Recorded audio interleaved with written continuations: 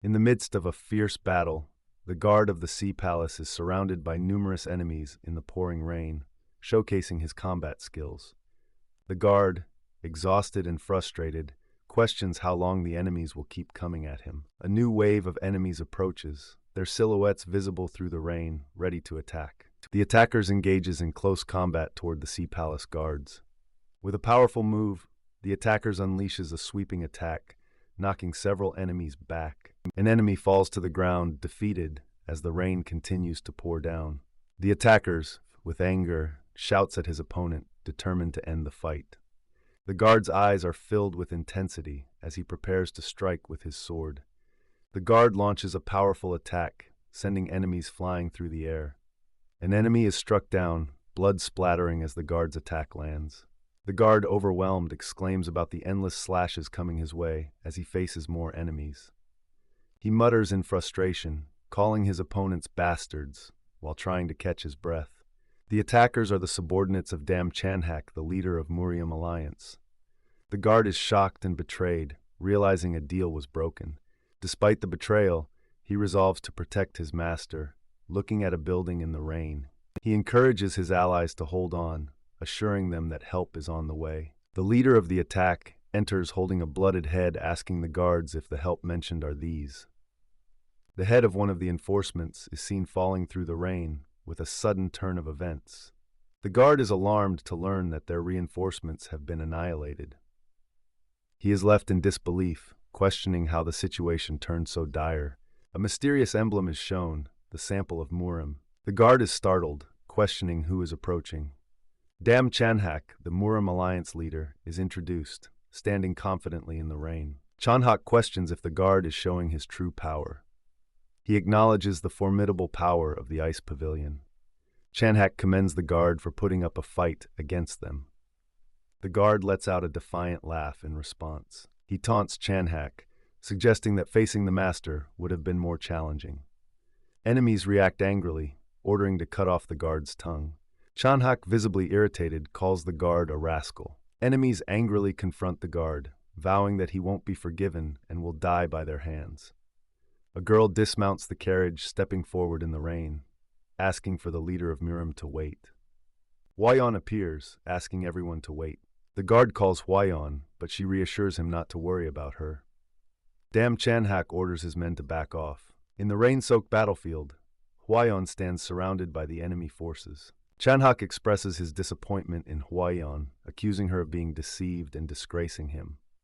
Chanhak offers Hwayon a chance to return, emphasizing forgiveness and urging her to make the right choice. Hwayon questions if her return would ensure the safety of her allies. Chanhak remains silent, his expression unreadable, leaving Hwayon's question unanswered. Hwayon acknowledges her father's silence, apologizing to him with a heavy heart. Chanhak turns his back, standing firm in the rain, indicating his decision. Chanhak, with a serious look, prepares for finish the job with his hands. The lead guard tries to protect Hwayon. Hwayon's father raises his sword toward his daughter. Chanhak strikes Hwayon, blood splattering. The lead guard desperately calls, trying to save Hwayon. Chanhak declares he no longer has a daughter, severing ties with Hwayon.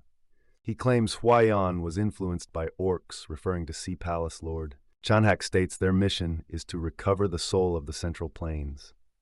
Chanhak orders his men to clean up the aftermath of the battle. Enemies are seen launching an attack on the remaining guard. The lead guard fights fiercely, taking down multiple opponents with swift strikes. He rallies his allies, urging them to fight to the last man, receiving affirmations in return. The battle continues with intense clashes between the two sides. Hwayon lies on the ground, injured and reflecting on her situation. She contemplates her promise and the need to return, feeling despaired. In the last moment of Hwayon, she sees the figure of her lord, apologizes to him for not keeping her promise. Lightning strikes over a grand building of the Sea Palace. Seol Mudok, with a stern expression, questions what was just said for his subordinates. Seol Mudok, the Northern Sea Palace master, sits on his throne, exuding authority. He reflects on the Ice Pavilion members, including Lord Bai Mu Yue, who were sent to negotiate with the Martial Alliance. The envoy faced the Murim Alliance in battle and was annihilated, leaving a somber atmosphere. Seol Mudok, unless his chi force, as he is angry that he lost his lover. Seol Mudok's advisors stand by, witnessing his growing anger and resolve. Mudok, filled with rage, declares the actions of the Murim alliance unforgivable. He vows to take revenge on every last one of them. Mudok's power surges as he declares his intent to wipe them off the map. With fierce determination, Mudok commands his forces to get ready for action. Leading his warriors, Mudok announces their march to the Central Plains, ready for confrontation. The scene opens with a snowy landscape, where Dam Chanhak is seen wounded, catching his breath amidst the aftermath of a battle. The battlefield is littered with fallen warriors. Chanhak admits that they were completely annihilated. Chanhak reflects on his depleted power, wondering if this is the end for him. Resigned to his fate, Chanhak asks to be killed, clutching his sword. Seol Mudok, the Northern Sea Palace master, arrives on the scene, confronting Chanhak. Mudok approaches Chanhak, questioning him with a simple why, as the snow continues to fall. Mudok demands to know why Chanhak killed Hwayeon, his daughter, seeking answers. Chanhak responds with a mocking tone, feigning ignorance about the accusation. Chanhak justifies his actions, claiming Hwayeon's love game with a barbarian like him was a mistake, and letting her live would have been a greater error. Mudok stands silently, processing Chanhak's words. Mudok channels energy into his hand, preparing for a decisive move. Chanhak taunts Mudok, claiming victory over Jengnon but denying him what he truly desires. Mudok unleashes a chi energy piercing the heart of Chanhak. Chanhak, realizing his impending defeat, questions if this is truly the end for him. Memories of Hwayeon flash before Chanhak, remembering her through childhood to teenage, as he faces his demise, questioning his choices. Chanhak's eye reflects his anger and resentment as he confronts his fate. The battle concludes with Chanhak's defeat, marking the end of a 6-year conflict. Mudok stands victorious, now the uncontested ruler of the Central Plains. Despite his victory, Mudok remains emotionless, gazing at the moon. Mudok stands under the moonlit sky, contemplating the events that have unfolded. The scene shifts to a serene night view of a traditional building under the crescent moon, the Northern Sea Palace. A single Lotus of Love blooms in a vase, symbolizing hope and connection. Mudok reflects on the flower, feeling it's all he has left now. Mudok hears a call and turns, curious about the commotion. Hwayeon excitedly shows Mudok the Lotus of Love has bloomed. Mudok acknowledges the flower's significance, confirming it blooms from only true love. Hwayeon expresses her unwavering belief in Mudok's love, now validated by the flower's bloom. Hwayeon realizes her love is reciprocated, feeling joy and relief. Mudok reassures Hwayeon of his love, embracing her warmly. Mudok feels grateful for the flower, seeing Hwayeon's happiness. Mudok contemplates filling the garden with Lotus of Love flowers, cherishing their meaning.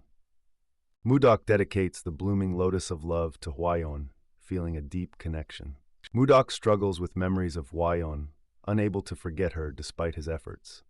The Lotus of Love blooms again unexpectedly, surprising Mudok. Mudok is shocked by the flower's bloom and calls for Muyong to investigate. Mudok orders a search for someone who can explain the mysterious blooming of the flower. Muyong acknowledges the command, ready to begin the search. A few days later, the scene shifts to a peaceful setting, indicating the passage of time. The Manbakja, known for their wisdom, gather at the Northern Sea Ice Palace, curious about the summons. A commanding voice calls the Manbakja to come forth, leaving them in awe. The Manbakja are puzzled, but decide to follow the mysterious call to uncover its purpose. The Manbakja are amazed by what they see, expressing their astonishment. A vibrant garden filled with Lotus of Love flowers stretches before them. One of the Manbakja marvels at the sight, noting it's a rare experience to see such a garden. The flowers are confirmed to be the Lotus of Love. The Manbakja wonder how such a rare flower could be so abundant as Mudok approaches. One of the Manbakja questions Mudok's identity, intrigued by the flowers. Mudok introduces himself as the owner of the garden, revealing his identity. The Manbakja are shocked to learn Mudok's identity, questioning why the ruler of the Central Plains is there. Mudok explains the garden's significance, sharing how the flowers bloomed from his and his lover's bond. Mudok reveals the flower's revival, confirming he witnessed it himself, leaving the Manbakja in awe. The Manbakja discuss the mysterious phenomenon of the flower's revival, suggesting a possibility. Mudok eagerly asks about the possibility, seeking answers. The Manbakja suggest reincarnation as a reason for the flower's bloom, hinting Hwayeon's lover has returned. Mudok questions the truth of this theory, seeing it as the only explanation for the flower's revival. Mudok finds hope in the idea of reincarnation, feeling a renewed sense of purpose. Reflecting on his achievements, Mudok feels emptiness despite fulfilling his goals. Mudok's longing for Hwayeon grows as the northern sea prospers, feeling lost without her. Mudok demands a way to find Hwayeon, learning the flower glows when lovers are near. Mudok recalls the glowing flower Hwayeon brought, realizing its significance. The Menbakja suggest crafting the flower into a jewel for Mudok to carry, confirming it's possible. Mudok entrusts the preparations to the Manbakja, planning to depart in 10 days. He promises a generous reward of 100 nyang of gold to each Manbakja if successful, leaving them astonished. Mudok takes his leave, with the Manbakja wishing him well. Reflecting on his renewed hope, Mudok feels determined to pursue it. Mudok vows to hold on to this hope, ready to follow Hwayeon anywhere, even into the depths. He calls out to Hwayeon, asking her to wait for him as he sets out on his quest. A ship sails across the ocean under a clear blue sky, its sails catching the wind as it moves swiftly through the water. Seol Mudok stands alone in a dimly lit room, his back turned, deep in thought. Mudok examines a map, realizing something is missing. He mutters, it's not here. Holding a small object, Mudok concludes, so all that remains is Hainan? Reflecting on his long search, Mudok thinks about the 3 years and 5 months spent looking for Hwayeon, yet finding no trace of her in the Central Plains. Mudok recalls his progress in martial arts, having advanced to the profound realm and undergone 2 complete metamorphoses. Determined, Mudok decides she must be in Hainan. Mudok clutches a glowing necklace, whispering Hwayeon's name with longing. In a flashback, Mudok questions Hwayeon's decision, exclaiming, "Why? You didn't have to go, so why did you?" Hwayeon explains her father's involvement in a negotiation, believing her presence will reveal true intentions, while Mudok warns it might be a trap. Hwayeon pleads with Mudok, expressing her desire to trust her father just this once, and asking for permission to go. Mudok appears conflicted, pondering Hwayeon's request in silence. He lets out a sigh, showing his internal struggle with the decision. Mudok finally agrees, advising Hwayeon to return immediately if anything seems off. She reassures him with a smile. Hwayeon offers Mudok a small item, saying, "Please take this too." Mudok asks what it is. She reveals it's a keepsake from her late mother, believed to have the power to return to the giver. Hwayeon assures Mudok that the necklace will always lead him back to her. With a warm smile, Hwayeon promises Mudok, "Don't worry, I'll never leave your side." In a moment of regret, Mudok reflects, I should have stopped you at all cost back then." Back in the present, Mudok senses a change, realizing a storm is approaching. As the storm hits, a crew member shouts for everyone to hold on tight and use ropes to secure themselves. Mudok acknowledges the sudden storm, moving quickly with others to brace for impact. Mudok is caught off guard by the intensity of the storm, reacting with surprise. The crew watches in awe as a massive wave approaches the ship, threatening to engulf it.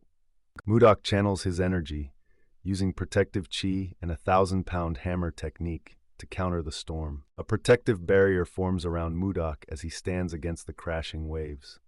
The storm intensifies, and crew members cry out for help as they struggle to stay aboard. 2 crew members desperately try to hold on, shouting, "No," as the situation worsens. Mudok realizes the urgency and uses telekinetic grasp to control the debris around him. Mudok unleashes a powerful attack, sending energy beams into the storm to protect the ship. Mudok's energy beams slice through the storm, creating a path of light amidst the chaos. Mudok prepares for another attack, while a crew member warns that the storm is coming again. A massive wave looms over the ship, threatening to crash down. The crew braces themselves, determined to hold on no matter what. Mudok realizes the ship can't withstand much more, focusing his energy for a final effort. He decides there's only one option left, gathering his power for a decisive move. Mudok unleashes a powerful shout, channeling his energy into the storm. The temperature drops suddenly, and the crew feels the intense cold, questioning what's happening. Mudok resolves to freeze the waves, using his freezing ice wind technique. As Mudok activates his power, the necklace begins to glow, creating a beam of light that pierces the storm. Mudok is overwhelmed by the glowing necklace, feeling its power surge through him. A brilliant light bursts from the sky, illuminating the ship and calming the storm. The crew is astonished by the sudden change, questioning what just happened as they look at the clear sky. Mudok regains consciousness, confused and disoriented. He finds himself in a cramped space, realizing he's inside a carriage and wondering how he got there. Mudok recalls fighting the storm at sea, puzzled by his current situation. Hearing a scream, Mudok looks out, trying to locate the source of the noise. Outside, giant flies attack people, causing chaos and panic. Savina and Anne appear frightened, seeking protection from the threat. Two individuals rush to help, calling out to Savina and Anne, promising to save them. A powerful energy blast hits the giant flies, surprising the two individuals trying to help. People panic as they point towards the first-class carriage, indicating something unusual. Mudok raises his hand, ready to take action against the threat. Emerging from the carriage, Mudok assesses his surroundings, noting it resembles a forest in the central plains. He senses something unusual, prompting him to stay alert. Mudok observes the foreigners, realizing he's far from the central plains. Giant flies swarm around, causing chaos and confusion. Mudok is shocked by the sight of the giant flies, preparing to confront them. Seol Mudok stands ready as giant flies approach, while a group of locals look on in fear. Mudok wonders about the strange situation with foreigners and giant flies in the central plains. Mudok prepares to confront the incoming threat with a calm demeanor. He unleashes his divine white ice palm technique, freezing one of the giant flies. The frozen fly shatters, impressing the onlookers with Mudok's power. Mudok questions the audacity of the beasts attacking humans, despite their size. He declares the attack unforgivable, showing his resolve to protect the people. Mudok launches a series of ice attacks, creating a dazzling display of power. He uses divine white ice palm again, confident it's enough to handle the flies. The locals, including Leo and Edmund, are amazed by Mudok's abilities. Two locals are shocked by Mudok's display of power, finding it impossible to believe. Mudok responds with a confident "humph," while the locals try to communicate.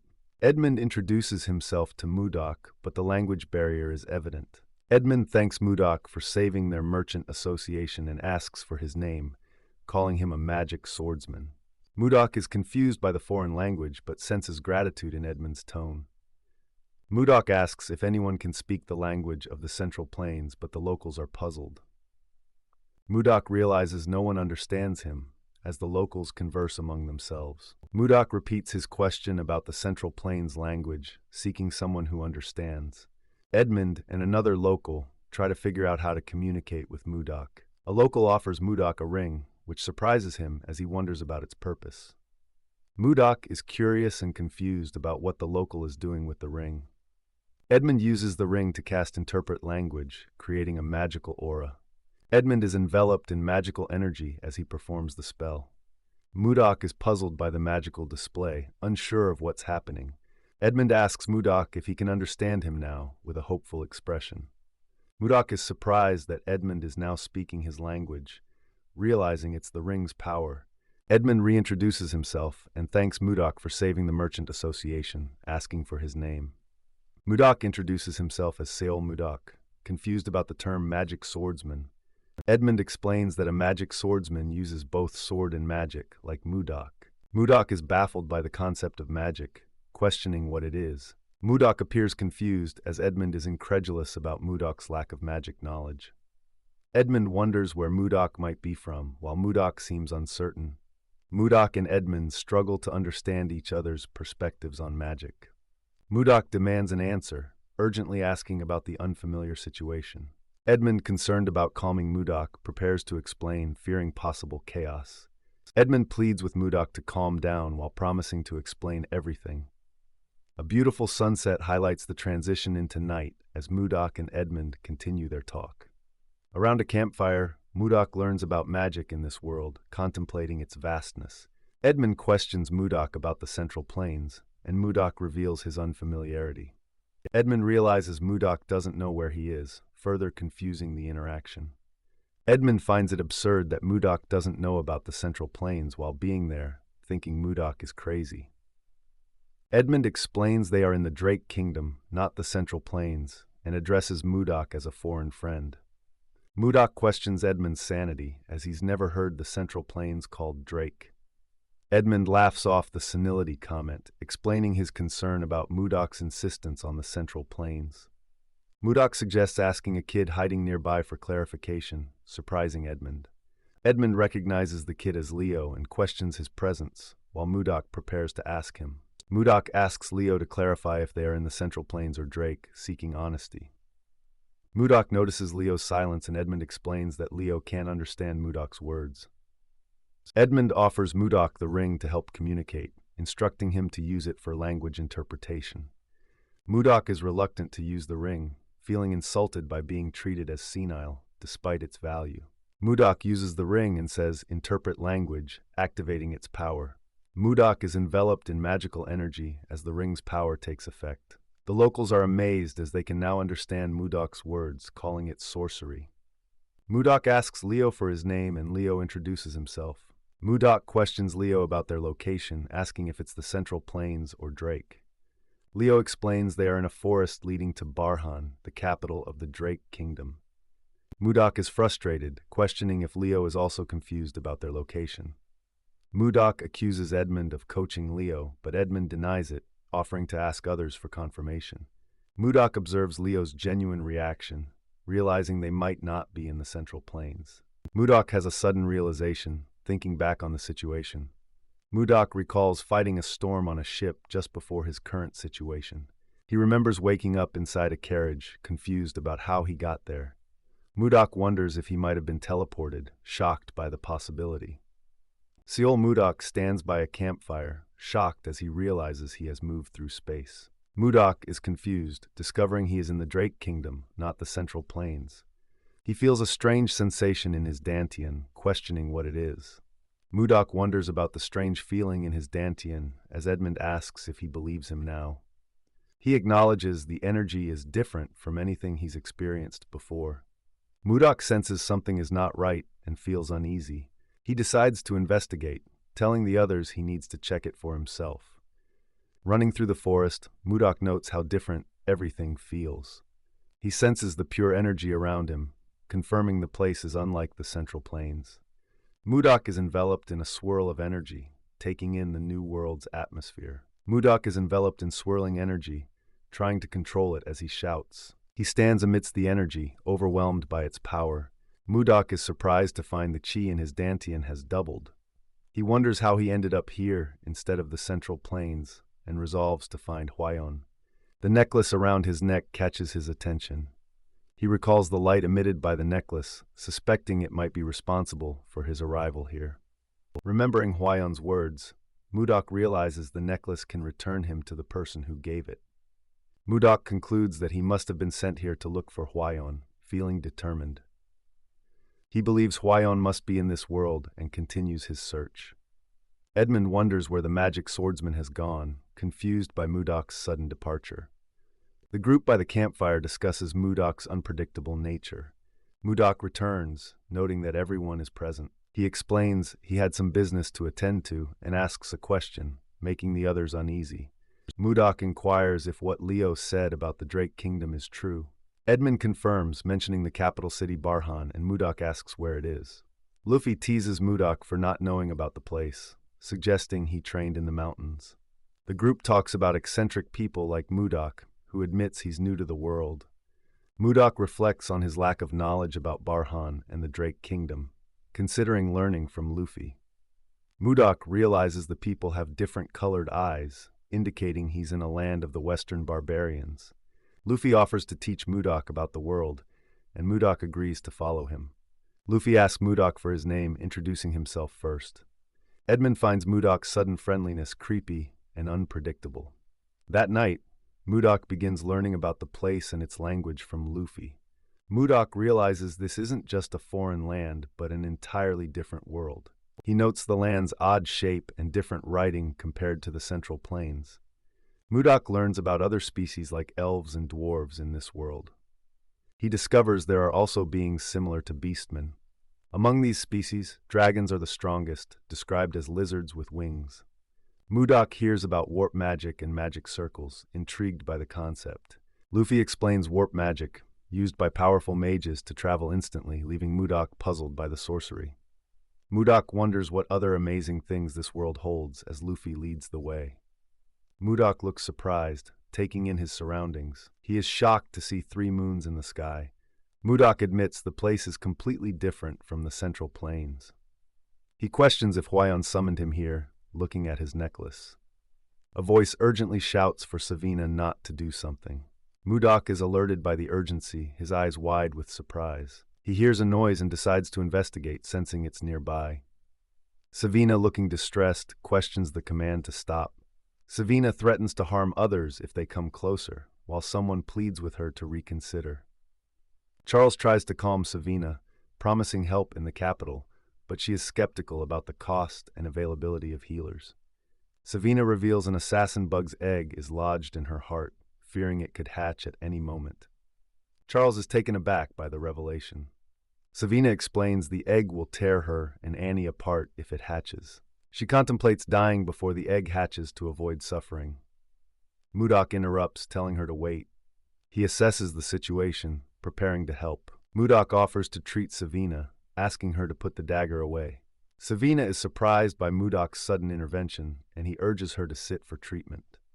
Edmund asks if Mudok knows healing magic, but Mudok clarifies he only knows techniques from his homeland. Edmund encourages everyone to calm down as Mudok prepares to help. Edmund pleads with Mudok to save the children, offering gratitude in return. Mudok agrees to help without hesitation. Mudok asks everyone to step back as he begins the treatment. The group steps back, giving Mudok space to work on Savina and Annie. Mudok reassures Savina and Annie that the treatment won't take long. He instructs them to close their eyes and relax. Savina and Annie feel discomfort as Mudok begins the healing process. Mudok identifies the location of the bug's egg near their hearts. He focuses on the area, trying to pinpoint the exact location of the egg. Mudok is surprised by something he discovers during the process. Mudok successfully locates the bug's egg near their hearts. Under the night sky, the group gathers around Soul Mudok, who is preparing to use his powers. A heart is shown with an egg inside, but it hasn't hatched yet, giving hope for a solution. Soul Mudok focuses his energy, planning to burn the egg without harming the heart. His hands begin to glow as he channels his energy. The glow intensifies, indicating the power and precision of his control. The hearts are enveloped in a bright light as the energy works to remove the eggs. Savina and Annie look relieved, sensing the success of the procedure. Soul Mudok reflects on his actions, contemplating the outcome. He announces to the group that the task is complete, surprising Savina and Annie. Edmund and the others express their disbelief and relief as Soul confirms the eggs are destroyed. Edmund approaches Soul Mudok, asking if Annie and Savina are okay. Mudok reassures him that everything is fine. Mudok tells Annie and Savina there will be no side effects, putting their minds at ease. Annie and Savina express their gratitude, calling Mudok their savior. The entire group bows in thanks to Mudok, showing their deep appreciation. Mudok takes a moment to breathe, reflecting on the night's events. Sitting under a tree, Mudok contemplates the long day he's had. He holds a pendant, feeling a deep sense of longing and missing someone dear. Mudok gazes at the moons, hoping for a reunion with the person he misses. The scene shifts to a bright day, with a caravan traveling towards a distant city. A traveler complains about the hot weather as the group continues their journey. Soul Mudok comments on the scorching heat as they continue their journey. Luffy offers Mudok some water, which he gratefully accepts. Mudok finds the water lukewarm and considers a solution. He decides to release some cold energy to cool the water. Luffy asks if Mudok is all right in the heat, and Mudok reassures him it's better now. Luffy is surprised by the cold water bottle, and Mudok tells him to take it. Luffy is amazed by how cold the water is and is encouraged to try it. Luffy drinks the water and is surprised to find it icy. Luffy is delighted by the refreshing cold water, splashing it around. Mudok smiles, enjoying Luffy's reaction to the refreshing drink. Luffy excitedly approaches Mudok, calling out to him. Luffy asks Mudok to freeze another water bottle, his eyes sparkling with excitement. Mudok reflects on how much Luffy has helped him and agrees to the request with a smile. Mudok uses his power to cool the water bottle, completing the task. Luffy celebrates joyfully, holding the cold water bottle. Mudok is surprised by the enthusiasm and looks around. The group gathers, curious about the commotion, and Mudok wonders what's happening. Everyone eagerly asks Mudok to cool their water bottles too. The group enjoys the refreshing ice water, delighted by the treat. Mudok considers the ease of the task, but worries it might lead to more requests. Someone taps another on the shoulder, asking what's happening. Edmund arrives, seeking an explanation for the commotion. Luffy explains that Mudok made him ice water, which caught everyone's attention. Edmund is seen from behind, contemplating the situation. Edmund addresses Mudok, calling him Sir Magic Swordsman. Mudok asks Edmund what the issue is. Edmund requests some ice water for himself as well. Mudok is surprised by the request but considers it. Mudok agrees to help Edmund, asking for his water bottle. Mudok decides to stay with the caravan, thinking that providing ice water isn't a big deal since he's overcome the language barrier. Edmund thanks Mudok while drinking the ice water. Edmund finds something strange about the ice water. He asks Mudok how he created the ice, curious about the process. Edmund is about to reveal something significant. He exclaims that the ice is perfect, unlike anything he's tasted before. Edmund praises the ice, calling it incomparable and amazing. Mudok is puzzled, having only frozen the water, and asks for clarification. Edmund explains that ice is usually made using mana, which can affect its taste.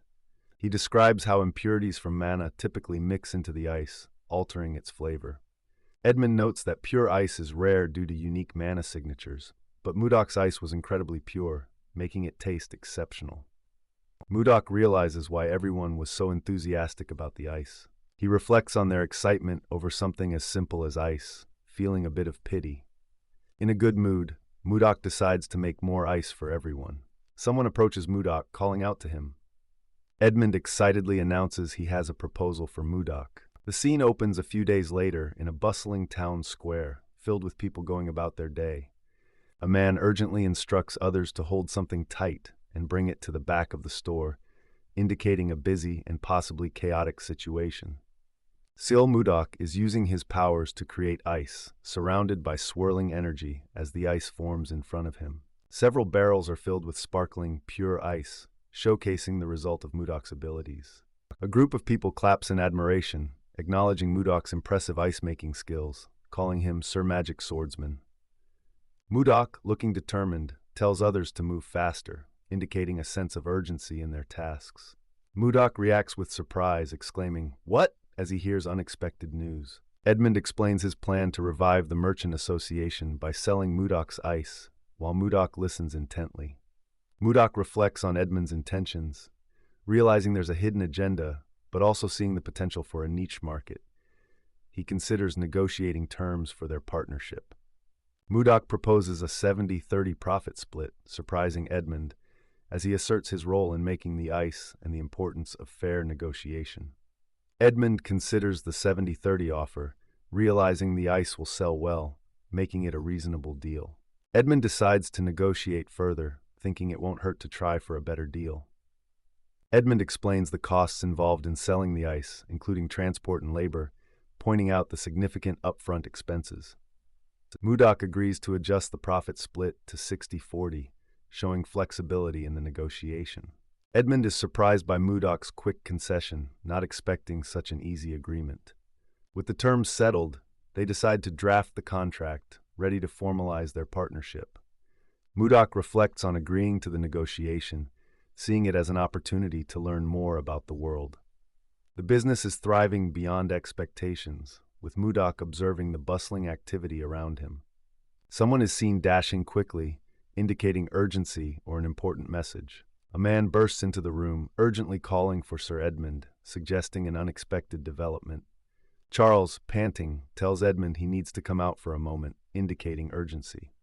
Mudok and Edmund are surprised and concerned, wondering what's happening outside.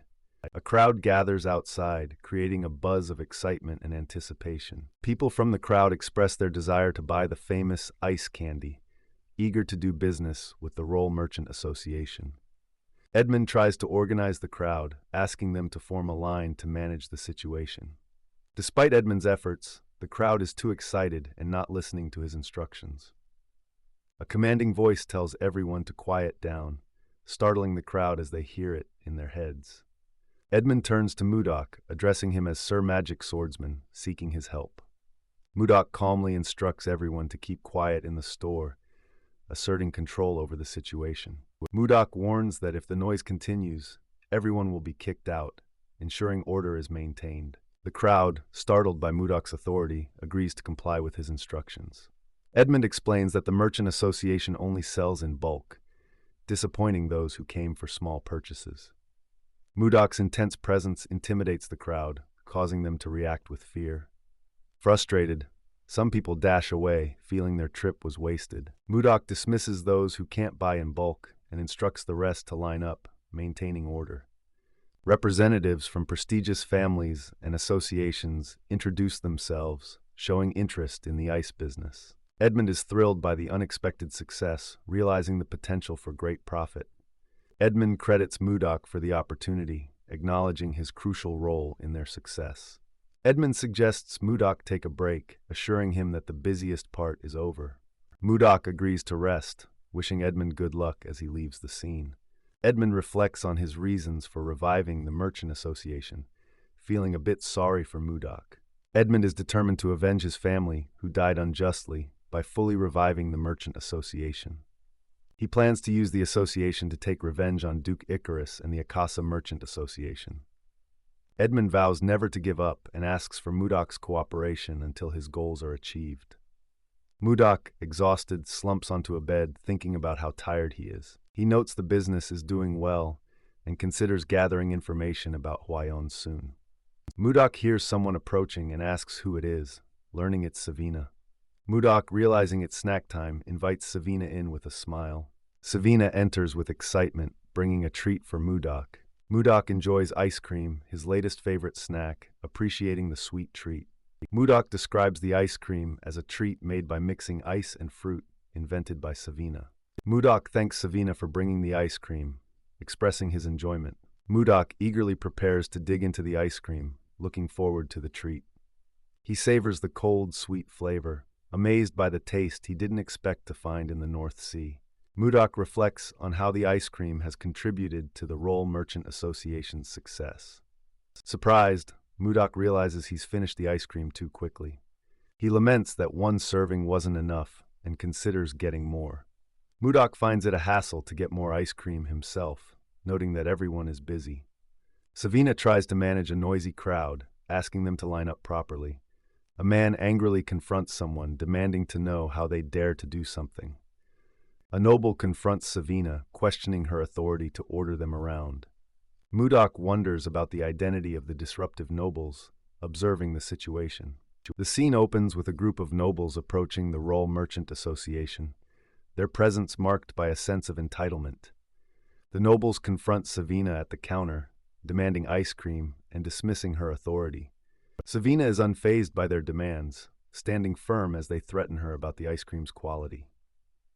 Savina boldly informs them that the association does not serve those who cut in line, maintaining her stance. The nobles are outraged, questioning why they should be treated like commoners, while Savina asks for understanding. Seol Mudok observes the situation, unimpressed by the nobles' arrogance and ready to intervene if necessary.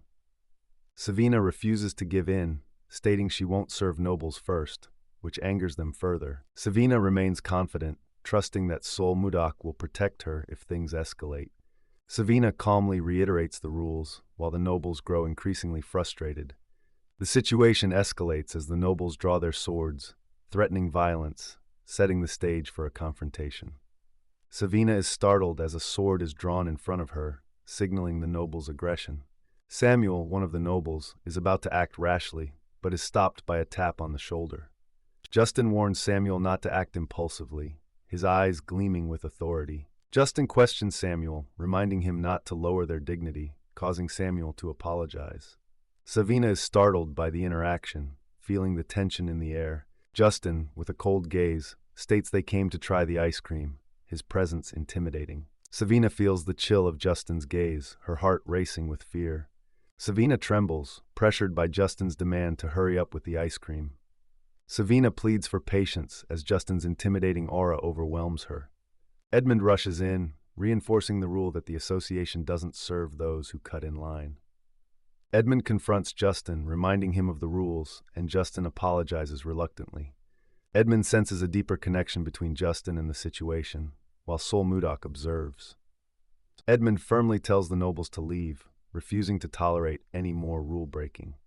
The nobles are outraged by Edmund's demand, feeling insulted by his authority. Edmund clarifies that his refusal to serve them isn't just about cutting in line.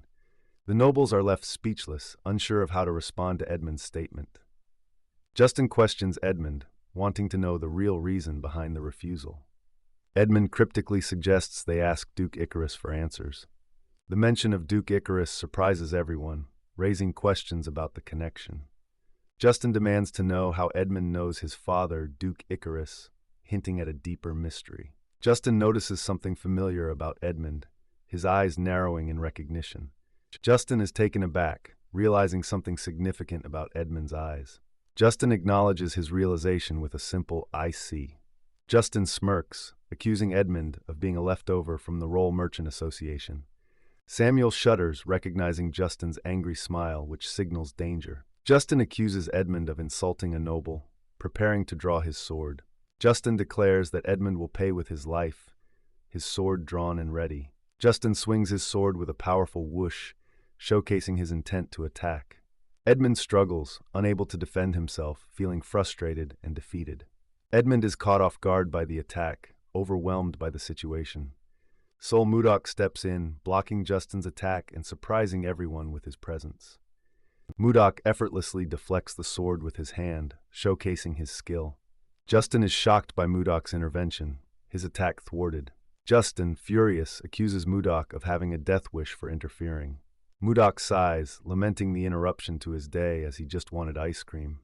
Mudok reflects on the absurdity of the situation, noting the nobles' extreme reaction to being denied ice cream. Mudok criticizes the young nobles for their lack of manners, offering to teach them a lesson. Justin, angered by Mudok's words, prepares to retaliate with his sword. Justin's sword glows with power as he readies another attack. Justin, consumed by rage, declares his intent to kill Mudok, charging forward. Justin is thrown back by a powerful force, his attack completely countered. Sol Mudok stands firm, effortlessly handling Justin's assault. Mudok dodges Justin's attacks with ease, finding the situation amusing. Mudok acknowledges Justin's talent, but points out his attacks won't reach him, emphasizing the importance of reason and propriety. Mudok decides to teach Justin a lesson in manners, preparing to act. Justin is furious, feeling disrespected by Mudok's words. Mudok asserts that discipline is necessary for respect, ready to enforce it. Mudok reflects on the situation, reminded of past experiences in the Central Plains. Mudok contemplates his attachment to Hwayon and the truths of the world. The concept of survival of the fittest is highlighted, underscoring the lesson Mudok intends to impart. Sol Mudok unleashes a powerful attack using formless chi, targeting Justin. Justin is hit by the attack, causing a splash of energy and leaving him vulnerable. Justin reacts in shock and pain as the attack takes effect. The attack leaves a significant mark on Justin, showing its impact. Justin falls to the ground, clutching his injured wrist in agony. Justin groans in pain, struggling to cope with the injury. Sol Mudok looks on, his expression calm and composed. Edmund, surprised by the display of power, questions what just happened. Mudok turns away, leaving the nobles in shock and awe at his strength. The remaining nobles, fearful, threaten Mudok to stop, but their resolve is shaken. Sol Mudok approaches confidently, unfazed by the nobles' warning to stay back. Mudok questions why the nobles bothered to get up, amused by their defiance. Justin, determined, tells his ally to move aside, ready to confront Mudok again. Mudok and Justin face off, the tension palpable as they prepare for another clash. Mudok smirks, finding Justin's bravado entertaining. Mudok accepts the challenge, ready to engage in the confrontation. Mudok, with a confident aura, challenges Justin to see how long he can endure. The scene opens with a dramatic sky, setting the stage for an intense confrontation. Sounds of impact echo through the air. A young man is caught off guard as a hand strikes him, his expression filled with shock and pain. Seol Mudok stands confidently, surrounded by a group of nobles. His powerful presence causes them to react in surprise and fear. One of the nobles rushes to Justin's side, concerned for his well-being, urging him to regain his composure. Justin's wrist is injured, drawing attention and concern from his companions. Seol Mudok remains unfazed, acknowledging the disbelief of those around him. He reflects on his restrained use of power. Seol contemplates whether to continue, noting Justin's unexpected weakness. Seol decides against taking drastic action, considering the consequences of his surroundings. Seol resolves to act with caution, stepping away from the confrontation. Justin, injured and defiant, demands to know Seol's identity, questioning his audacity. Justin, furious and indignant, demands respect, asserting his noble status. Seol observes Justin, noting his stubbornness and lack of self-reflection. Seol briefly considers a lethal option, his eyes flashing with intensity. He dismisses the thought, realizing it would make him no different from his adversaries. The nobles demand answers, feeling provoked. Seol decides on a different approach, spotting a stick on the ground that catches his interest. With a display of power, Seol uses telekinesis to grab the stick, impressing those around him. A close-up of a shocked expression shows the impact of Seol's abilities. Justin, bewildered, questions Seol's abilities, suspecting he might be a magic swordsman. Seol confidently wields the stick, channeling sword energy, ready to demonstrate his skills. Justin is left in disbelief, stunned by Seol's unexpected prowess. Seol creates a sword sphere, showcasing his mastery and control over energy. Justin, terrified, warns Seol to stay back, but Seol unleashes a powerful sword ki.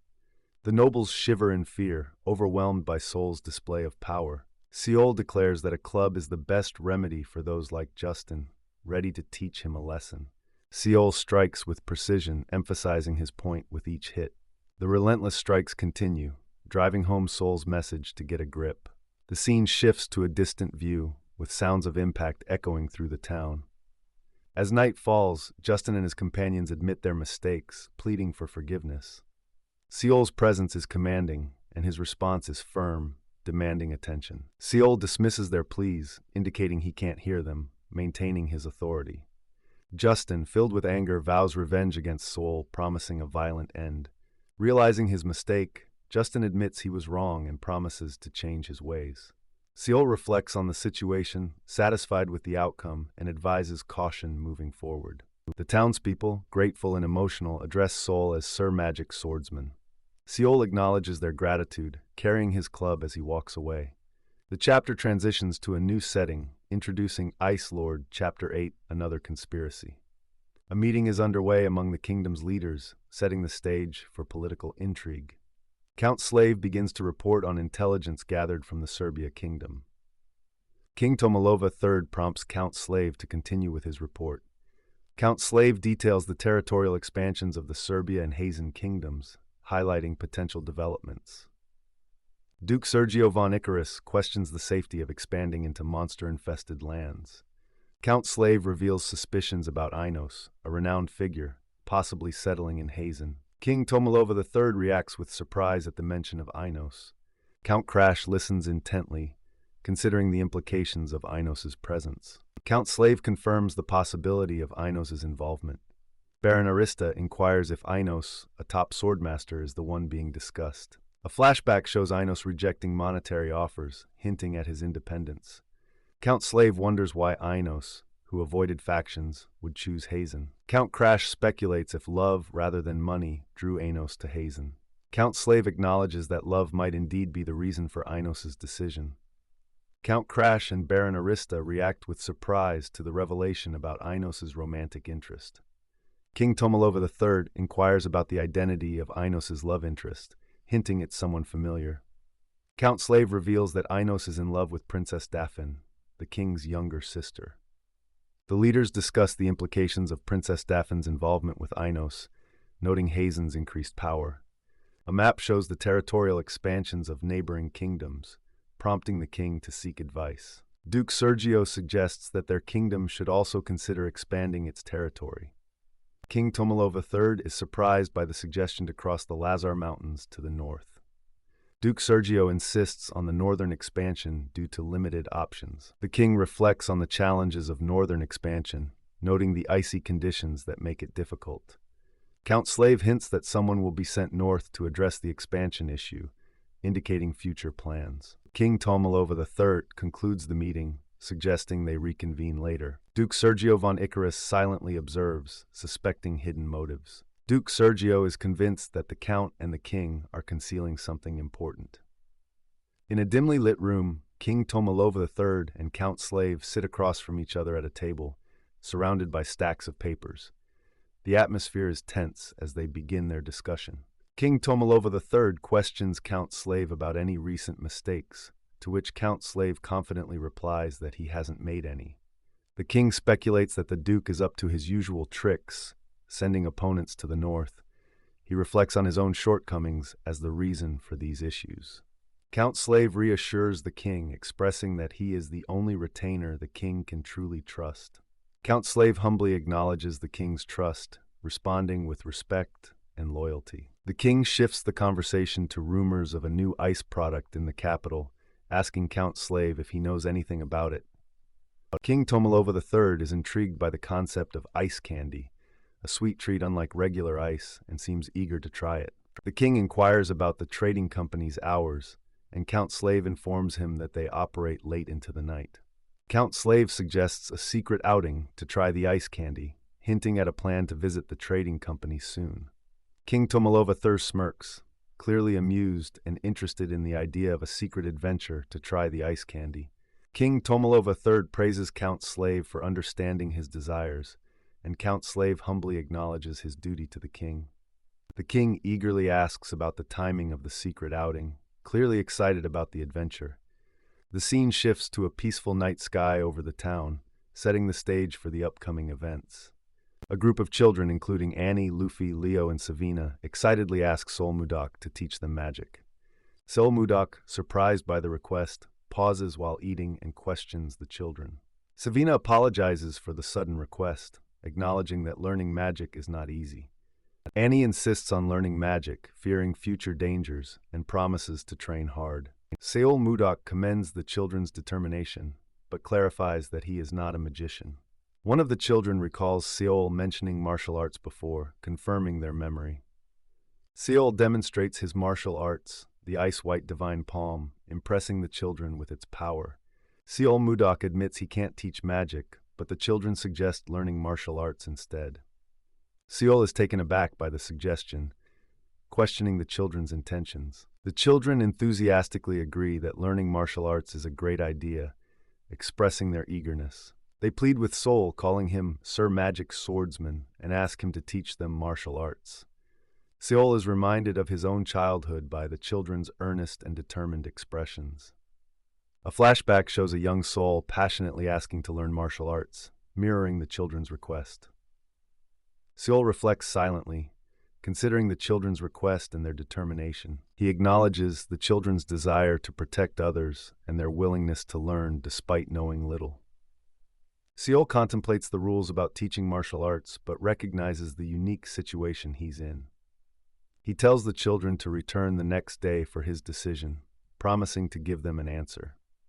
The children are excited and amazed, expressing their gratitude and disbelief that Seol might teach them.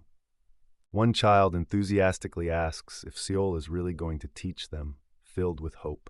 Another child thanks Seol, promising never to forget his kindness, even in death. Seol, slightly overwhelmed, tries to clarify his intentions with the eager children. The children, full of excitement, run around joyfully, misunderstanding Seol's words as a promise to teach them martial arts. Seol, slightly exasperated, tells the children to sleep well, closing the door with a bang. Reflecting on the situation, Seol wonders how it escalated and recalls his own challenging youth. Seol muses about the nature of kids, just as he hears the sound of metal clashing outside. Alerted by the noise, Seol looks out the window, realizing there's no time to rest as he prepares to investigate. The scene shifts to a forest at night where the sound of clashing metal continues, hinting at a confrontation. In the forest, a fierce battle unfolds as a figure slashes through the air, engaging in combat. Count Slave, gasping for breath, collapses while wondering if he can hold out until reinforcements arrive. Reflecting on the situation, Count Slave is surprised by the ambush during their outing for ice candy. A sudden swoosh indicates a magical attack is about to occur. A cloaked figure prepares a powerful fire spell, creating a swirling ball of flames. The mage unleashes a fire burst, sending a massive fireball towards their target. Explosions erupt as the fireballs hit, causing chaos and forcing Count Slave to react. Count Slave grits his teeth, determined to withstand the fiery assault. A massive explosion lights up the forest, signaling the intensity of the battle. King Tomalova III shouts for Count Slave, clearly distressed by the unfolding events. King Tomalova III dashes through the forest, determined to reach Count Slave. The king finds Count Slave and calls out to him, showing concern for his well-being. Count Slave reassures the king that he's all right, despite the intense situation. The king notices Count Slave's arm is bleeding and expresses his worry. Count Slave apologizes for any rudeness, emphasizing the urgency of the situation. He realizes there's a mage among the attackers. Noting their similar attire made it hard to identify.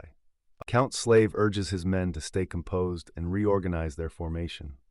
The group prepares to attack again, determined not to leave any enemies alive. A cloaked figure claims they will take the head of the noble, while another laughs, seeing it as a prize. Count Slave stands ready, sword drawn, prepared to face the oncoming threat. Count Slave skillfully slashes through the attackers, demonstrating his combat prowess. A cloaked figure with glowing eyes watches the battle unfold, ready to strike. Count Slave faces multiple enemies, their eyes glowing ominously as they prepare to attack. He continues to fight fiercely, slicing through the enemies with precision and strength. Swords clash in a bright flash as Count Slave confronts a formidable opponent. Count Slave demands to know who sent the attacker, but the enemy dismisses his question, confident in their victory. Reflecting on the earlier magic attack, Count Slave realizes it took out many of their forces. King Tomalova III resolves to protect the kingdom and his highness at all costs, aware of the dire situation. Count Slave's eyes show determination and intensity as he prepares for the next move. A cloaked enemy prepares another magic attack, causing concern for Count Slave as he braces for impact. Count Slave warns of incoming magic and urges everyone to protect the king. The enemy mage laughs, believing it's too late as they prepare a powerful fire attack. A sudden burst of energy interrupts the attack, creating a powerful whoosh of light. An enemy is caught off guard by the unexpected intervention, looking shocked. Count Slave and King Tomalova III react with surprise to the sudden turn of events. The enemy demands to know the identity of the mysterious intervener. Seol Mudok appears, amused by the situation, acknowledging that he's been caught intervening.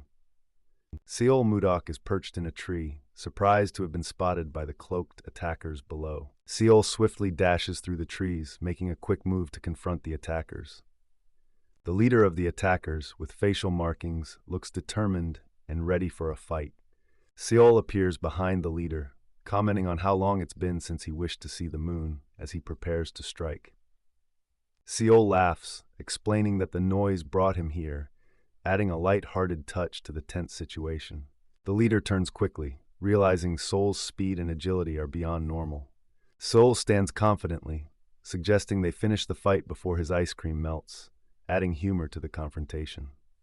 The leader is shocked, having lost track of Seol's movements, realizing Seol's extraordinary abilities. The attackers regroup, acknowledging they were caught off guard, but believe their numbers give them an advantage. The attackers plan to assassinate the king, but Seol's presence complicates their mission as he stands ready to intervene.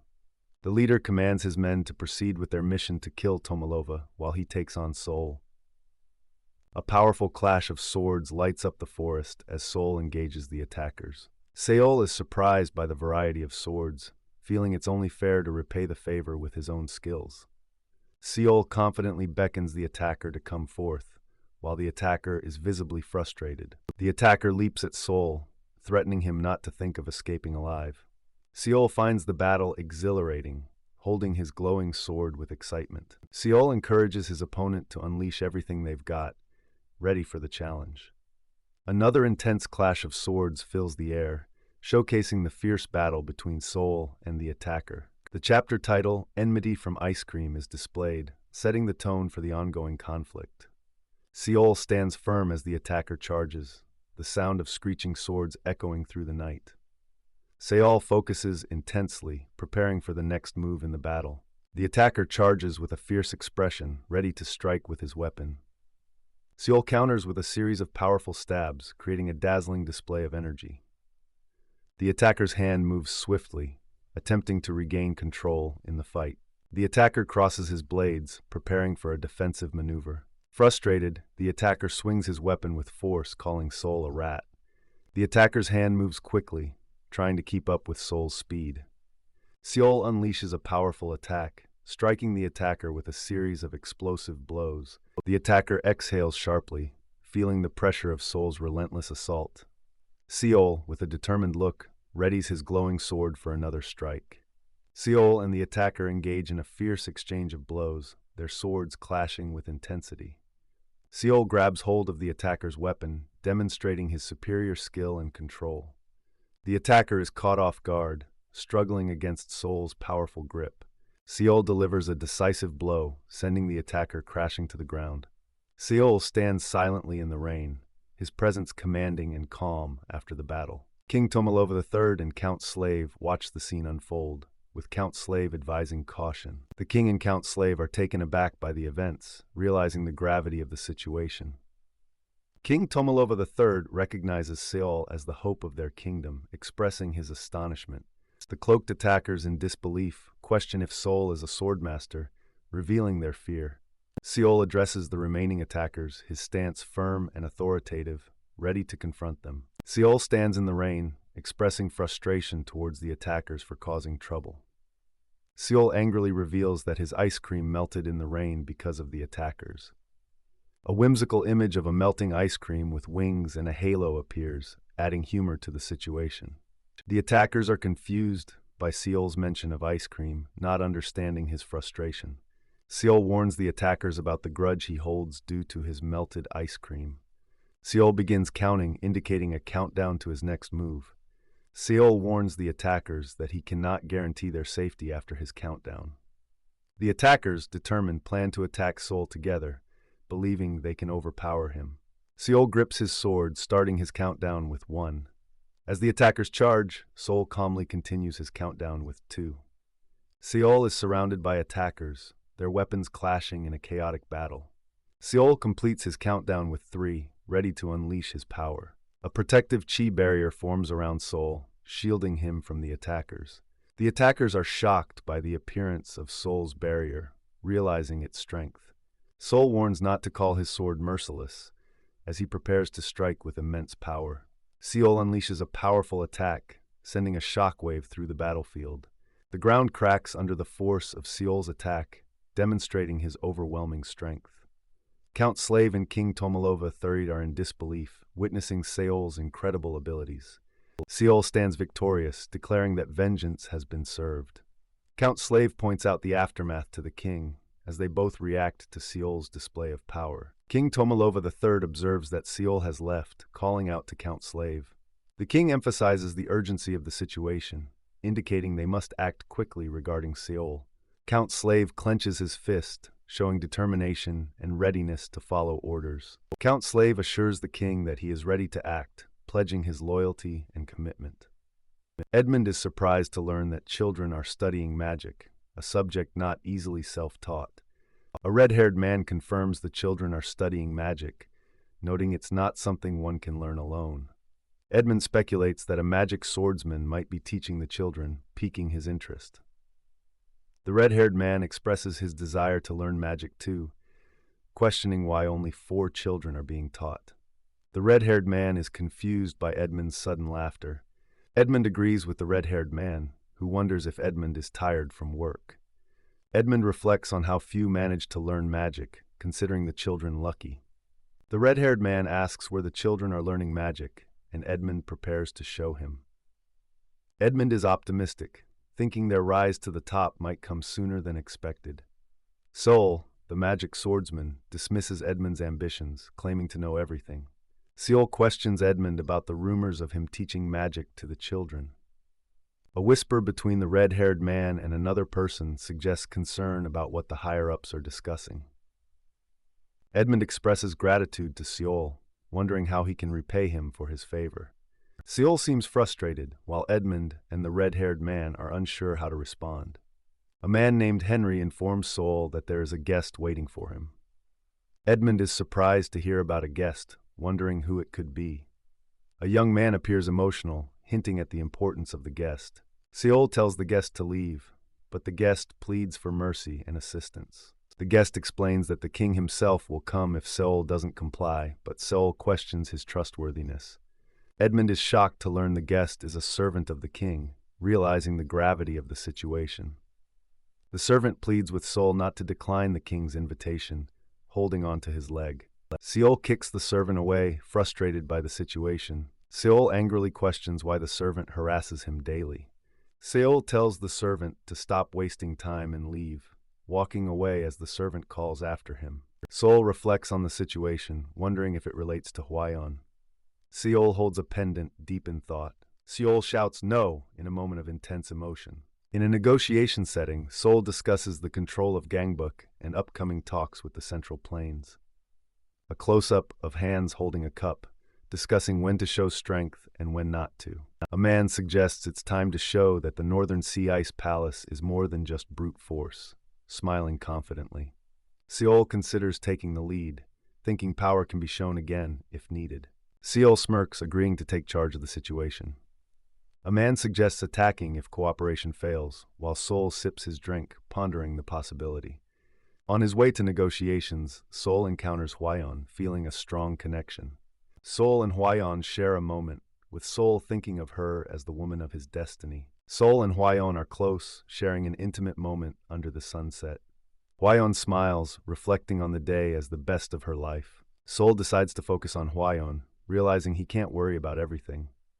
Seol acknowledges that something must be done as children greet him as their master. Seol resolves to think carefully about the many things on his mind, determined to act wisely. A grand castle is illuminated by a beautiful sunset, setting the scene. King Tomilova III sits at his desk, frustrated that Seol has refused him again. A servant apologizes to the king, who grows more irritated with Seol. The king reflects on wanting to thank Seol for saving his life, but is met with refusal. The king plans to try again tomorrow, but a servant questions how many times this has been attempted. A servant informs the king that Princess Ashild is present, and the king instructs him to leave. Princess Ashild appears surprised as the servant exits the room. Ashild approaches her father, the king, with a sense of purpose. Ashild expresses concern about the chamberlain's troubled expression to her father. The king, noticing Eschild's worry, asks if something has happened. The king hesitates, unsure how to respond to Eschild's concern. Eschild is surprised by her father's response, while he laughs awkwardly. Eschild rushes to her father, worried if he is hurt. The king reassures Eschild, holding her hand and telling her not to worry. Eschild questions why the magic swordsman rejected the king's invitation, and the king admits he doesn't know. The king acknowledges the magic swordsman's greatness, wanting him by his side. The king explains that the mage who saved him also created the popular ice cream. Eschild listens as the king admits feeling greedy after learning about the mage's abilities. Eschild recalls the unforgettable taste of the ice cream, reflecting on its impact. Eschild wonders about the identity of the mage, who is also the person her father seeks. Eschild gazes out the window, observing people outside in the warm sunlight. Two children happily enjoy ice cream together, sharing a joyful moment. Eschilde contemplates whether she should take the opportunity to meet the mysterious mage in person. Seol is overseeing a group of children as they practice controlling their chi. The children are seated, surrounded by a visible aura, indicating their progress. Seol reflects on the children's rapid progress in chi control, attributing it to the dense concentration of chi in the area. Seol claps his hands and instructs the children to halt their practice, signaling a pause in the training session. Seol acknowledges the children's ability to control chi and decides it's time to move on to the next stage of their training. The children respond with enthusiasm. A mysterious figure approaches Seol, questioning if time is repeating itself. suggesting a deeper connection or past events. Seol is approached by two figures, one of whom seems familiar. He appears surprised and curious about their presence. Seol is puzzled by the unexpected return of the visitors, wondering why they have come back. Seol notices his necklace glowing unexpectedly, which catches him off guard and suggests something significant is happening. Seol turns, contemplating the meaning behind the glowing necklace, as if realizing a possibility. Eshild, the princess of the Drake Kingdom, reveals herself to Seol, introducing herself with a warm smile. Seol realizes he has found someone significant, feeling a sense of discovery. Seol recognizes Eshild, seeing a resemblance to someone from his past, confirming his suspicions. The scene shifts to a town where someone acknowledges Seol's past actions. Eshild thanks Seol for saving her father's life during a meeting, expressing her gratitude. Seol modestly responds to Eshild's gratitude, downplaying his actions as mere happenstance. Eshild is taken aback by Seol's casual response, questioning his manners. Eshild laughs and mentions her father's invitation to the palace as a gesture of thanks. Eshild questions why Seol previously refused the invitation to the palace, seeking an explanation. Wyon, resembling Eshild, confronts Seol about his repeated rejections, noting her familiarity.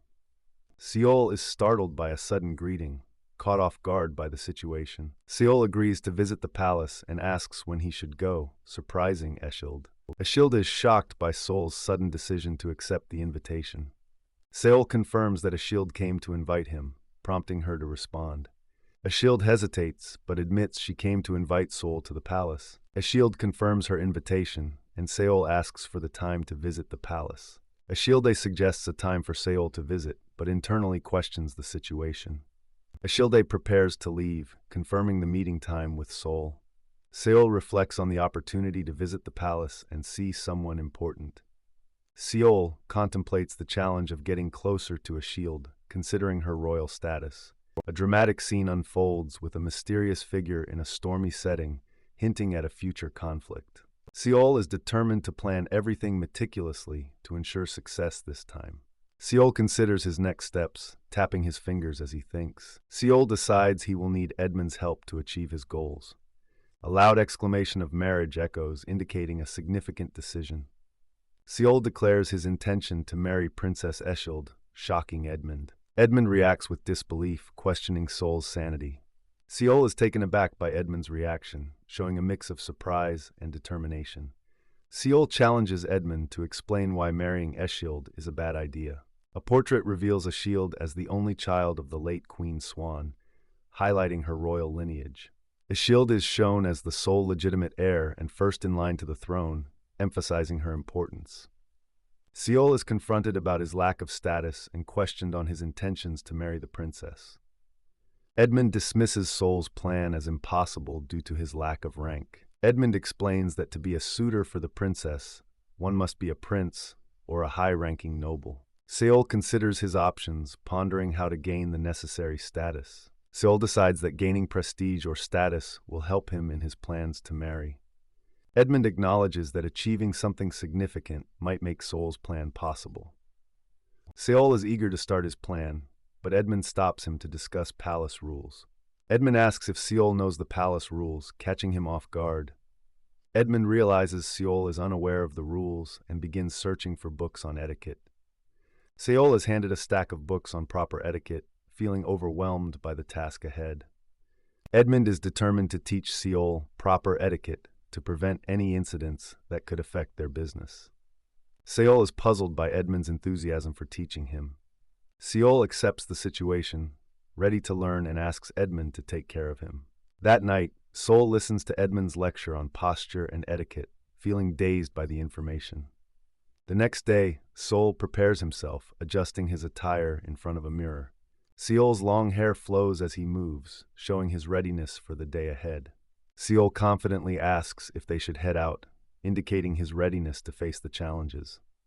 A carriage arrives at the palace, and a guard announces the arrival of the magic swordsman to the king. Seol, the magic swordsman, bows respectfully and greets King Tomalova III. King Tomalova III warmly invites Seol to enter, gesturing for him to hurry along. Seol hesitates, pondering the unexpected situation. Sol is surprised to see a large gathering instead of the private meeting he expected, wondering why there are so many people. Princess Ashield apologizes for the scheduling mix-up, looking flustered. Seol observes Princess Eschild's flustered state and believes she is sincere in her apology. Justin, Duke Icarus's son, questions Seol's presence, expressing his displeasure. Seol reacts with surprise to Justin's confrontational remark. Seol recalls a past incident involving Justin, thinking to himself about the situation. Seol smirks slightly, reacting to the situation with amusement. Seol's gaze meets Justin's, causing Justin to react with surprise. Justin becomes furious, but Duke Sergio quickly reprimands him to control his behavior. Justin protests to his father, but Duke Sergio warns him about making a scene in front of the king. Justin looks down, acknowledging his father's reprimand with silence. Justin reluctantly agrees to his father's command, while Sol reflects on Justin's memory of past events. King Tomalova and Count Slave discuss Seol's experiences, noting he has been through a lot. King Tomalova clears his throat and asks Sol why he accepted the invitation so suddenly. Seol responds with a smile, hinting that there is a specific reason for his acceptance. King Tomalova is curious and asks Sol to explain the reason behind his decision. Seol explains that the Roll Merchant Association is busy due to a manpower shortage. Seol mentions he is particularly busy producing ice, which is in high demand. Seol wanted to finish his ice production before meeting the king, but constant orders delayed him until today. King Tomalova laughs, understanding Seol's busy schedule due to the popularity of ice and ice cream. Sol thanks the king for his understanding, comparing him favorably to someone else. King Tomalova asks for Seol's name, but Seol prefers to be called by his title, Magic Swordsman. The king is puzzled, thinking he can't keep calling Seol by his title. King Tomalova finds it a dilemma and asks Seol to suggest a name if it's too difficult. Princess Ashield suggests that the king personally gives Seol a name. Princess Ashield playfully considers the idea of giving Seol a name.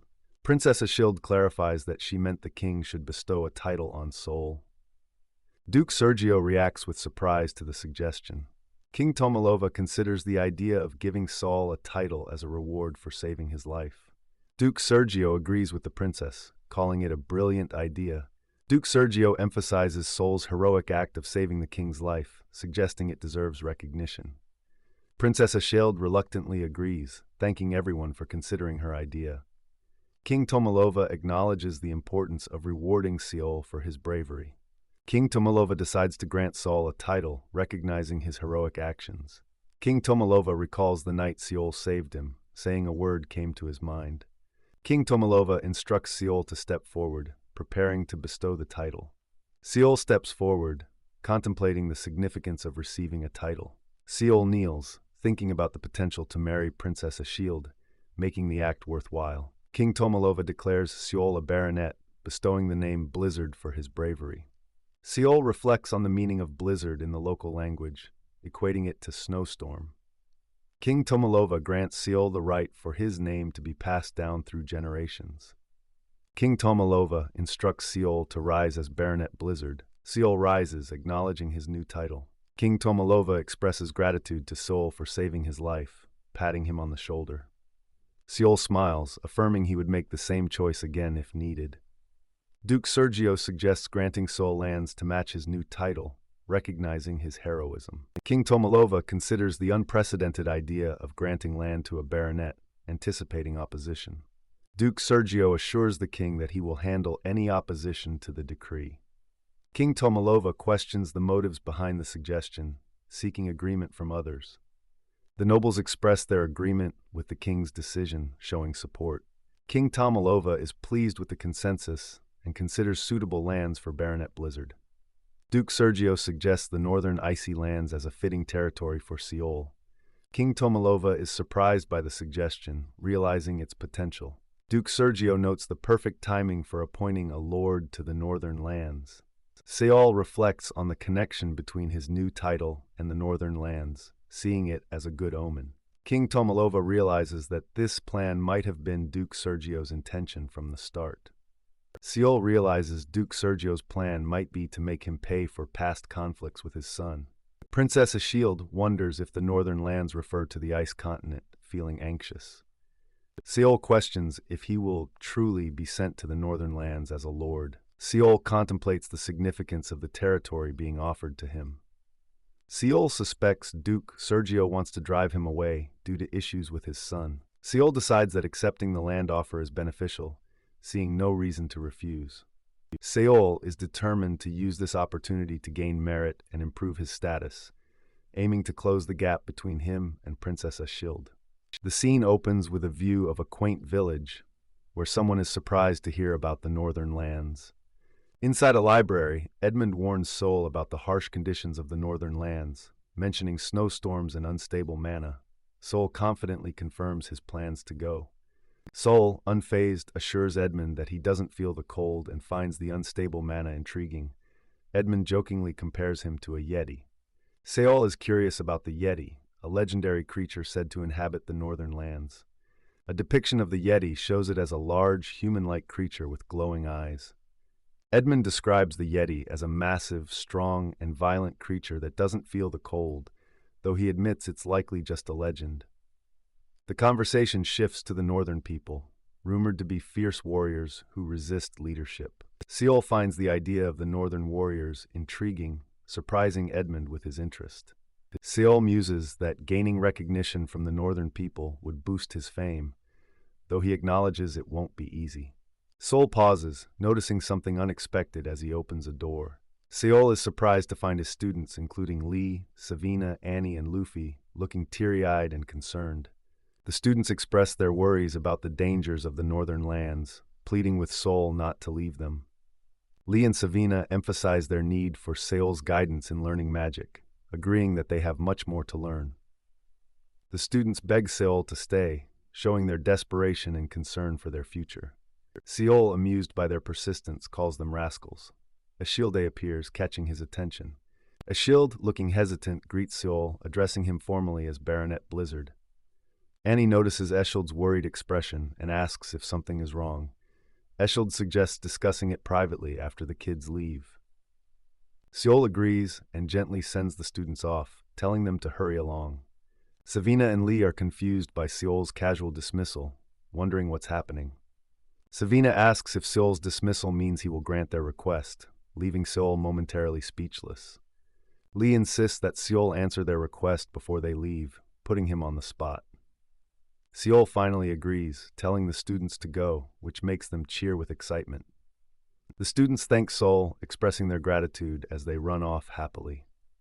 Ashild comments on Sol's lively students, and Sol notes their rebellious spirit. Ashild giggles, and Sol asks if she's feeling better now. Ashilde apologizes, explaining that her request for Sol's title led to his assignment to the northern lands. Ashild reflects on her resemblance to someone else, and her apology related to Dam Chunhak. In a flashback, Ashild apologizes sincerely, feeling responsible for Sol's situation. Seol is silent, processing Ashild's apology and the situation. Seol acknowledges that without the title, he wouldn't have to go to the northern lands, surprising Ashild. Ashilde admits fault for Seol's situation, while Seol finds her sincerity endearing. Seol acknowledges that apologies won't change his need to go to the northern lands. Ashild asks how she can help ease Sol's mind, and he suggests a lucky charm might work. Ashild is puzzled by the idea of a lucky charm, asking for clarification. Seol explains that a lucky charm could be a kiss filled with genuine concern. Ashild is taken aback by the suggestion of a kiss, showing her surprise. Ashild reacts with shock, and Seol quickly tries to backtrack, realizing he might have overstepped. Seol decides to change the subject, telling Ashild to forget what he said as he prepares to leave. Ashild is frustrated by Sol's abruptness, wondering why he speaks so freely and then leaves. A mysterious figure with long hair appears, leaving a sense of intrigue and surprise. Ashild looks determined, calling out to Sol to wait. Seol pauses, turning to see what Ashild wants. Ashilde approaches Sol, asking him to wait and expressing urgency. Ashild seems to be contemplating something important. Seol is confused, feeling a sense of familiarity with Ashild's actions. Ashild agrees to do something, showing resolve. Seol is surprised by Ashild's response, admitting he was half joking. Sol suggests they pretend the conversation never happened, trying to move on. In a surprising turn, Ashild kisses Sol, fulfilling the idea of a lucky charm. The scene shows their feet, indicating the closeness of the moment. Ashield, blushing, asks if the kiss is over, feeling embarrassed. Seol stands in surprise, noticing Eshield leaving and realizing he lost a shoe. Seol is shocked, processing the unexpected turn of events. Seol looks at a pendant, feeling a sense of determination to succeed and return. In the snowy northern lands, locals discuss the arrival of a new lord, rumored to have saved the king's life. The locals are amazed by tales of the new lord defeating 100 enemies alone. In a tavern, people talk about the new lord being a powerful sixth circle mage and swordsman. A man speculates that the new lord might have fallen out of favor with Duke Icarus. A mysterious figure listens intently to the conversation, adding to the intrigue. The figure dismisses the stories as mere rumors, leaving the truth uncertain. A rugged man speculates that if they intimidate the new lord, he'll likely flee like others before him. The scene opens with a snowy, mountainous landscape, setting a cold and intense atmosphere. Luia and Jake are on edge, searching for a wyvern. Luia expresses frustration, wondering where the creature is. Luia looks shocked and alarmed, realizing something is wrong. A fierce wyvern appears, attacking with a powerful slash. The situation turns dangerous. Jake shouts Luia's name, clearly worried about her safety. Jake rushes to Luia's side, asking if she's okay. He reflects on their plan to steal wyvern eggs, realizing the danger they're in. Luia, injured and lying on the ground, expresses disbelief at their predicament. Luia spots the wyvern approaching Jake from behind and tries to warn him. The wyvern screeches as it closes in on Jake, who seems to accept his fate, thinking it's over. A shadowy figure moves swiftly, hinting at a potential rescue or intervention. A mysterious figure leaps into action, striking the wyvern with precision. The wyvern is defeated, lying on the ground as Luia and Jake react in shock and relief. Luia looks at the fallen wyvern, surprised by the sudden turn of events. Seol stands confidently, reassuring Luia and Jake that everything is okay now. Luia expresses gratitude to Seol for his timely intervention. Seol humbly responds, saying he was just fulfilling his duty as a lord, leaving Luia surprised by his identity. Seol bids farewell, promising to meet again, leaving a strong impression. Luia tries to call out to Seol as he swiftly departs, leaving them in awe. Luia is amazed by Seol's speed, noting how quickly he disappeared. Jake is shocked to discover that the wyvern egg is missing, realizing Seol took it with him. The chapter begins with the title Ice Lord, Chapter 15, Towards Corellon, setting the stage for the story. A serene, snowy mountain landscape is shown, emphasizing the cold and remote setting. A castle stands amidst the snow, indicating the location of the upcoming events. Seol sits confidently, amused by the situation, as he prepares for his inauguration. Seol notices the empty hall and questions why no one is attending his inauguration. An aide apologizes and offers to resend messengers to inform the villages. Seol dismisses the idea, doubting that people will come even if informed again. A group of people, including Max, seems to be discussing the lackluster opening ceremony. Seol reflects on why previous lords were driven out, understanding the challenges he faces. With a smirk, Seol hints that he has a plan to address the situation. A few days later, the scene shifts to a snowy rooftop, indicating a passage of time. Max, looking concerned, questions what's happening around him. Inside a room, people speculate if the new lord is responsible for recent events. One man admits defeat to Seol, acknowledging his impressive skills and speed. He describes Seol's fierce hand technique, which left him in pain and unable to move. Max realizes Seol is nearby and seems ready to confront him. A man bursts in, announcing that Seol is in the village square. Max is surprised by Seol's presence and decides to investigate. Seol taunts Max, questioning if the greatest warrior of Corellon is ready to face him. Someone encourages Max, urging him to defeat Seol. Seol walks through a bustling village square, noting the large crowd gathered. Someone calls out to Seol, catching his attention. Luia, surprised to see Seol, acknowledges his presence with her companions. Luia hears her father's voice and turns to see him. Luia's father questions her presence, and she explains the crowd is due to the lord's arrival. Seol reassures Luia, mentioning his duty as a lord, which surprises her. Luia recalls telling her father about being saved while stealing a wyvern egg. Her father realizes the lord might have been her savior, complicating the situation. He reflects on Soul's strength, noting the difficulty of defeating an ice wyvern.